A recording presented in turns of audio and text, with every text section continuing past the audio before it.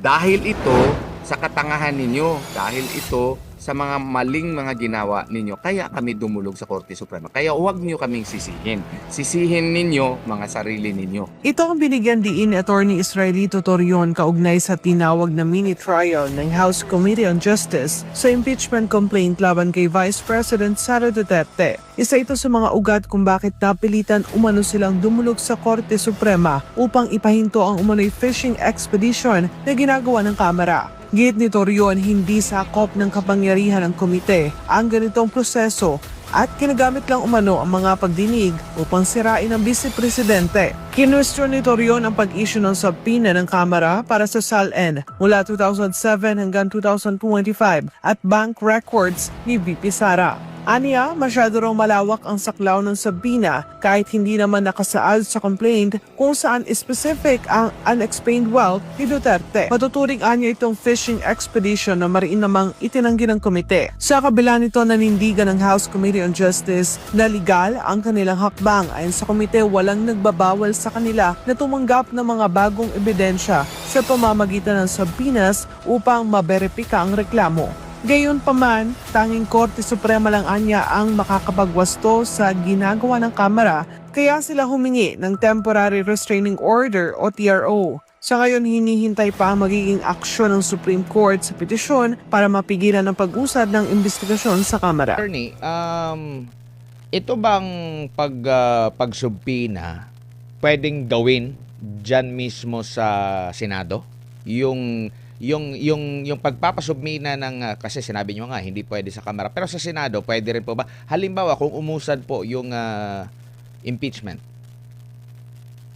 You know, the Senate is the only body under the 1987 Constitution which can conduct trial. Yan nga din ang isang rason namin. Kung gugustuhin ng mga senador noon, I would submit that it may be able to do that in the Senate, but not here in the House of Representatives. They may be able to clarify certain matters which are stated specifically in the complaint. Hindi yung sila na ang nagbibigay ng grabing kalawak ng mga sabpina na hindi na nakasaad doon sa complaint. In-extend nila masyado na para bang ang aim nito ay ipahiya at i-destroy si VP Sara. Nagkandak-kandak na sila ng kanilang mini-trial na wala naman sa kanilang kapangyarihan. Kaya nga bawal yun. Opo. So, sa nakikita nyo po, kung nag-declare na sila na sufficient in form, substance, at grounds, kumbaga wala nang reason para magkaroon pa ng tinatawag nilang mini-trial. Decision na hanggang sa plenaryo. Ipasa na sa Mag-render na Senado. sila ng report. Mag-render na sila ng report at ipasa na nila sa what you call this, body, sa plenary. O, yun ang nakasaad sa batas sa ating 1987 Constitution ang ginawa nila, nag-mini trial pa sila. Na alam naman nila na the only body which can conduct such trial is the Senate. Kasalanan nila, ginawa nila ito. Nagkaroon na tuloy ako ng legal ground to file a petition for certiorari. Huwag nila akong sisihin. Sisihin nila sarili nila. Bakit nila ginawa yun? Yung standard na ginamit nila kay Marcos, napaka-stricto, dinismiss nila kaagad. Dito kay BP Sara, may mga sampina pa sila na maski ano-ano. Di naman nila ginawa yun kay Marcos. So, dahil sa kanilang ginagawa, nagkaroon ako ng rason ngayon na mag-file sa certiorari at hindi nila ako sisisihin. Sisisihin nila yung kanilang ginawa na nagbibigay ng ebidensya that they really committed grave abuse of discretion amounting to lack or excess of jurisdiction. Opo, and sa pagkakaalam ko, yung unang decision din ng Korte Suprema sa petition ninyo, sa petition ni Vice President Sara, nakasaad din doon na talagang bigyan ng pagkakataon yung due process talaga. And sa tingin nyo, doon sa proseso na ginawa ng Kamara, yung pag-declare nila sufficient form, substance, pati yung paghingi pa ng side ng Vice Presidente na tumugon naman ang Vice Presidente, though hindi niya sinasabi, kumbaga hindi niya kinikilala yung naging kasi maraming question din. So enough na yun para resolbahin na okay, naganap na namin yung sinasabi na karapatan namin yung sole power na gawin ito, so magbobotohan na kami. So kumbaga na-meet na lahat ng mga kailangang requirements, kumbaga, attorney. Oo, na-meet na. Marami pa nga nag-answer eh. Yung answer daw ni VP Sara is a non-answer.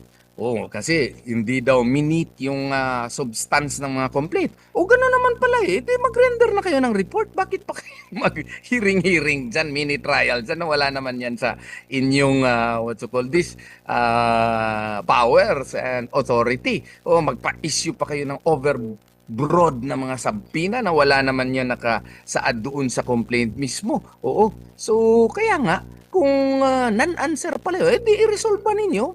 Mag-render kayo ng report, magbutuhan kayo, di i-submit nyo yung report nyo doon sa plenary para sa what you call this, sa Senate. Ang ginagawa kasi nila, mag-mini trial sila. Papadala yung mga sabina, para magkaroon na sila ng opportunity to destroy VP Sara Duterte. Pero ang problema kasi niyan, hindi yun sakop ng kanilang powers and authority sa 1987 Constitution. Anong gagawin namin? Questionin namin sa Korte Suprema para mawasto ang mali.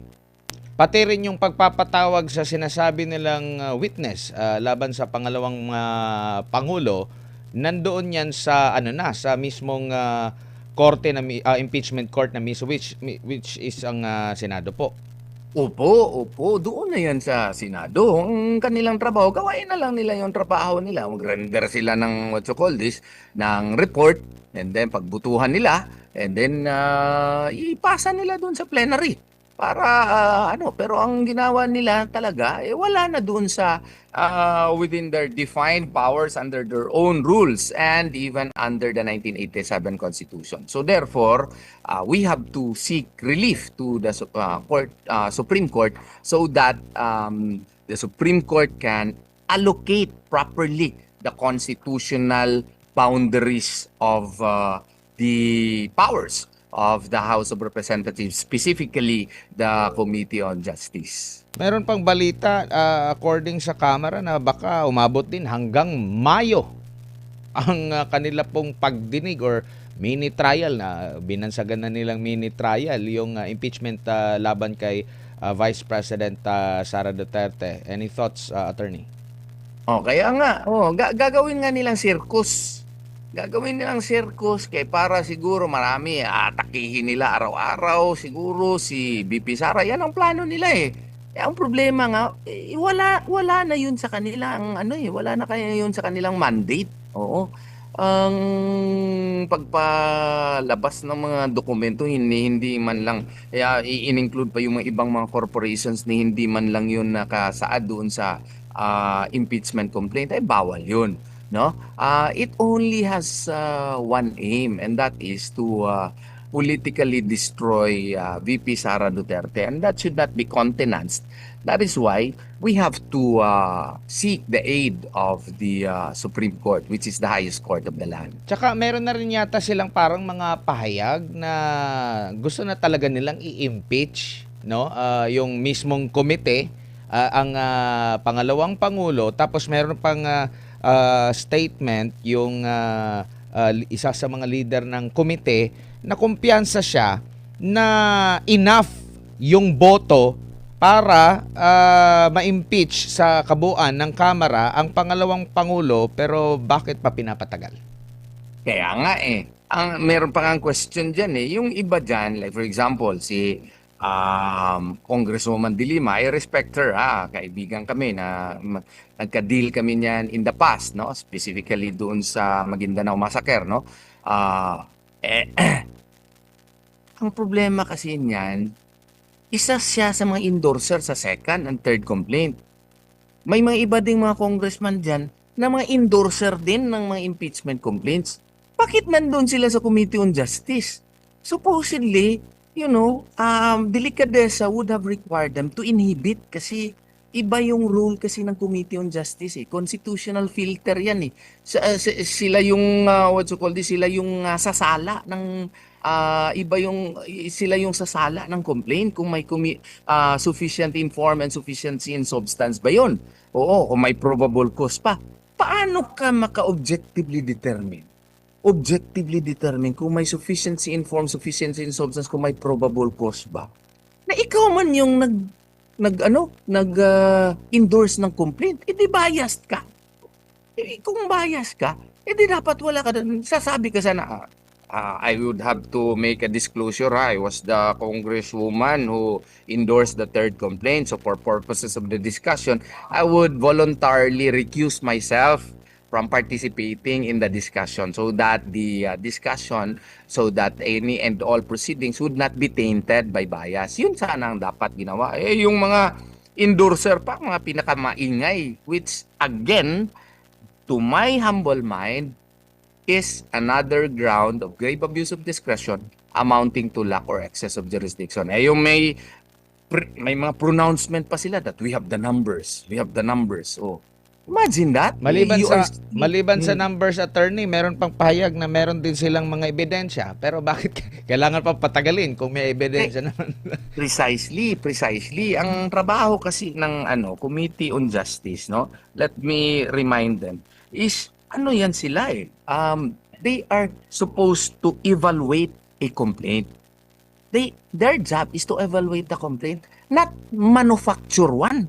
Oh, yan ang problema dito. Nagmamanufacture na sila through the issuance of the subpoenas para kung may makuha sila doon, idagdag nila. Hindi po pwede yun. Hindi po pwede kasi you are now acting like the investigator of the complainant, which should not be the case, because they are the gatekeepers.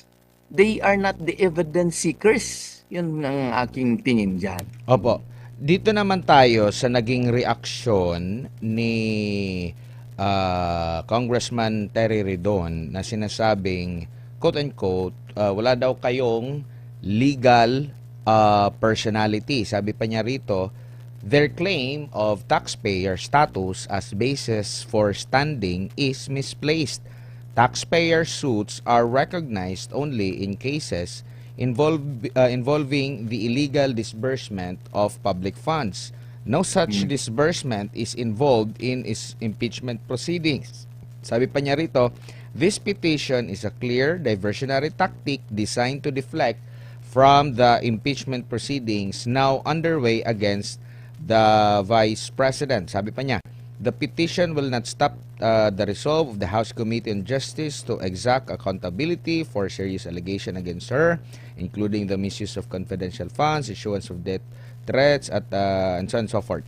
Sabi pa niya rito, tinatanggi rin niya na this is not a fishing expedition. We have is an impeachable official who continues to evade accountability. Attorney. Well, in the first place, no, a taxpayer suit, no, to counter him, to counter his argument, the mere holding of the committee hearings involves disbursement of public funds. Yes. Why? Because they are paid stipends there. And as a matter of fact, the mere their operations, daily operations, would involve the expenditure of public funds. So therefore, the taxpayer has the requisite legal personality to question that. Granting for the sake of argument that such may not involve the disbursement of public funds. Note that the question here involved is a case of transcendental importance. Now, the Supreme Court in so many cases have decided that if a question is of transcendental importance, then taxpayer suits may be allowed so that it can properly, the Supreme Court can properly inform its symbolic function. One of the functions of the Supreme Court, one of the many functions of the Supreme Court, is its symbolic function, and that is to guide future actions so that the people can be properly guided as to how to deal with impeachment cases in the years to come. And that is why, in many cases already decided by the Supreme Court, legal standing has been decided with flexibility. So kaya nga,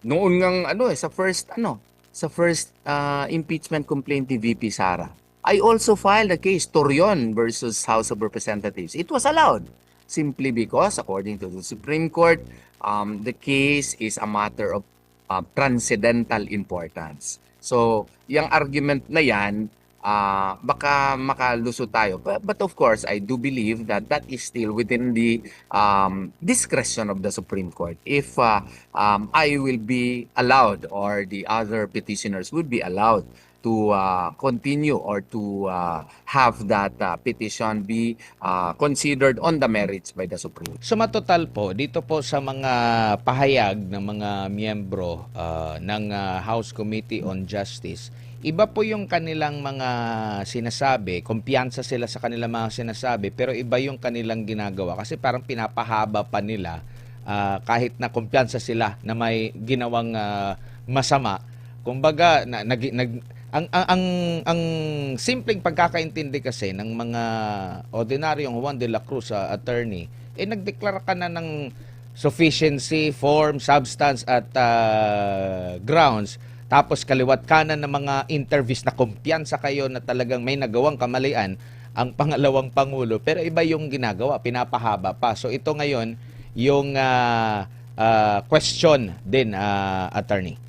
Yes, yes. Alam mo, ang ibig lamang sabihin, parang nakuryente sila doon sa aking petisyon. Parang nagpanic. Oo. Kasi alam nila na meron silang sipiat kung sa Bisaya pa. Oo. Mali. Ano yung sipiat? Oo, meron silang mali. Oo. Kasi ang pinaka-stark talaga na mali doon ay yung standard under Committee Resolution 111 na ginamit nilang basihanan in dismissing the impeachment complaint of President Marcos. Basahin mo yung resolution doon. Sabi nila, there are no ultimate facts that would constitute as impeachable crime in the complaint filed. Tapos, there was no sufficient evidence daw, etc. etc. Yung standard na ginamit nila doon kay Presidente Marcos, dapat same standard dito kay VP Sara Duterte. Meron nga akong kaibigan na nandun sa kanyang Facebook account, kasama kami doon sa isang kaso. Sabi niya, ultimate facts may not necessarily involve all the necessary facts, all the perfection of a complaint because such may be remedied during trial proper. Ganun ba? O bakit yung kay Marcos, defective daw yung complaint, dinismiss nila kaagad. Bakit dito hindi nila in-apply yun? Granting for the sake of argument na meron na ngang sufficient facts, meron ng sufficiency in substance, may probable cause na. Bakit pa kayo mini trial? Bakit pa kayo manghanap ng mga ebidensya kung malakas na pala ang kaso, no? Ang ibig sabihin yan, meron kayong ibang pakay. Yung ibang pakay ay hindi na naaayon kasi sa ating 1987 Constitution. Nang abuso kayo. Kaya nang abuso kayo, kami naman ng mga abogado, Attorney Torion, si Attorney Vic Rodriguez, si Attorney Jimmy Bondok, si Attorney JB Hinlo, si Attorney Raul Lambino, no? At iba pang mga abogado, si Attorney Martin Delgra, no? Dudulog kami sa Korte Suprema kasi hindi na ninyo ginagawa kung ano ang dapat na gagawin sa impeachment complaint. Kaya kailangan kaming mag-file ng kaso sa Korte Suprema. Dahil ito sa katangahan ninyo, dahil ito sa mga maling mga ginawa ninyo, kaya kami dumulog sa Korte Suprema. Kaya huwag nyo kaming sisihin. Sisihin ninyo mga sarili ninyo.